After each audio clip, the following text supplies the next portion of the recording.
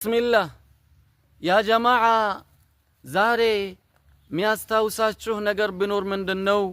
እንደምታዩት ረመዳን ጓዙን ጠቅልሎ ከኛ ሊለየን እኛም ከሱ ልንለይ ቀናቶችና ማታዎች ብቻ ቀሩን። ያ ጀማዓ ሚገርማችሁ ይህንን ኢባዳችንን ሊያበላሹ የሚችሉ ብዙ ስትራቴጂ እየተቀረጸልን ነው።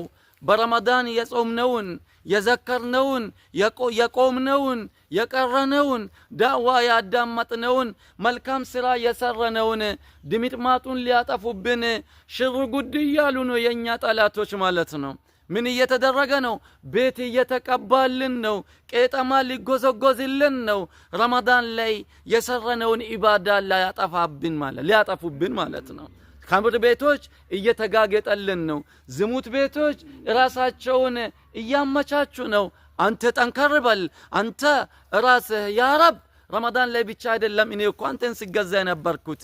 ስለዚህ ሺህ ጊዜ ብትጋገጪ እኔ አንቺን የሚያይበት አይን የለኝም። ሺህ ጊዜ ቤትህን ብታሳምር ወደ አንተ የሚመጣበት ነገር የለኝም ብለህ ካሁኑ ልትወስን ይገባል። ቤቶች እየተቀቡ ነው።